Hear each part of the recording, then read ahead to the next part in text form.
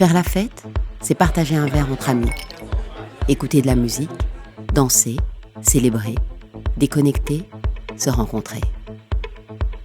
En tant que professionnels du milieu festif, nous sommes là pour accueillir les personnes et veiller à ce qu'elles puissent profiter de ce moment en toute sécurité. Pourtant, les violences sexistes et sexuelles sont omniprésentes en soirée et il est parfois difficile de savoir où est la limite entre le relou et l'agresseur. Comment faire la différence entre la drague et le harcèlement ? La différence, c'est le consentement des deux parties. La drague, ça se pratique à deux, c'est mutuel. Le harcèlement, lui, s'impose d'une personne sur l'autre.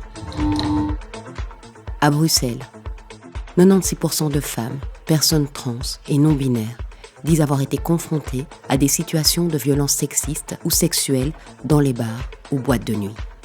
Parmi les violences citées, on retrouve l'invasion de l'espace personnel, le fait d'être suivi, de se faire frotter, des propositions sexuelles non sollicitées, des actes sexuels imposés en profitant de l'état d'ébriété de la personne. 71% des personnes interrogées pensent que davantage de vigilance par le staff dans les bars augmenterait leur niveau de sécurité. Et 48% d'entre elles aimeraient pouvoir faire appel à elles et eux en cas d'agression.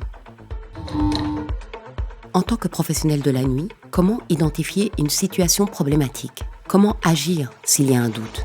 Quel est notre rôle ? C'est notre rôle de garder ce lieu en sécurité. Et donc, par rapport à avant, on est beaucoup plus strict. On attend moins. Le moindre truc un peu limite, donc simplement, on dirait à la personne de partir. Ça permet qu'il n'y ait pas l'agression de trop qu'on a senti arriver sur tout le chemin et qu'il paf, à un moment, c'est trop tard. Il est aussi important de déconstruire les stéréotypes, car ils peuvent influencer la façon dont nous allons réagir et gérer une situation. Il y a plein de stéréotypes qui reviennent souvent. Par exemple, une fille qui aurait bu et qui serait du coup un peu bourrée, on va peut-être lui reprocher ça s'il lui arrive quelque chose de fallait pas boire, ou la tenue. Par exemple, le fait de porter une jupe trop courte ou un short ou un décolleté, alors ce serait aussi genre comme si c'était une invitation, alors qu'en fait, on s'habille pour soi, on a le droit de porter ce qu'on veut et c'est pas du tout une invitation à ce que quelqu'un vienne te faire un commentaire sur ce que tu portes. Voilà, on essaye de former les équipes, de les briefer. Et on se retrouve quand même parfois confronté à un discours de « Ah oui, mais est-ce que la personne n'a pas trop bu ?» etc. C'est pas acceptable comme question. Mais on réalise que spontanément, dans le feu de l'action, sans réellement de process ou de formation derrière, c'est encore des choses qu'on peut entendre malheureusement. Les drogues, à commencer par l'alcool, font partie de la fête. Mais parfois, ces produits sont utilisés afin de faciliter des agressions. On parle de soumission chimique quand à l'insu d'une personne, on lui administre une drogue de manière mal intentionnée. Pourtant, en soirée, les agressions sexuelles facilitées par les drogues sont très majoritairement opportunistes. Un agresseur va par exemple profiter de l'état de conscience altéré d'une personne pour en abuser. On appelle ça la vulnérabilité chimique. Une personne victime n'est jamais responsable des violences qu'elle subit. Quoi qu'elle porte, quoi qu'elle ait consommé, elle doit être traitée avec la même considération. Une des premières choses à faire pour sensibiliser en tout cas les travailleurs et travailleuses de l'Oreca, ce serait de leur faire une formation sur l'écoute des victimes. Comment écouter, comment recevoir un témoignage. Parce que c'est la première chose que les personnes font, c'est venir trouver pour demander de l'aide. Et souvent, ce vécu ou ce récit est remis en cause.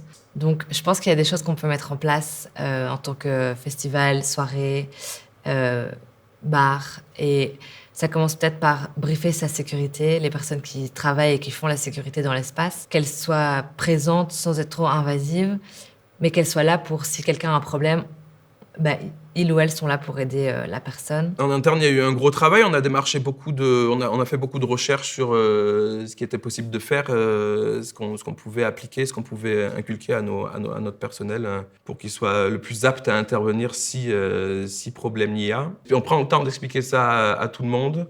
On prend le temps de leur prouver que l'endroit est safe et on leur explique aussi que toutes les personnes qui travaillent, que ce soit à l'entrée ou derrière le bar, sont là, sont présentes pour elles et pour les aider à passer la meilleure soirée possible.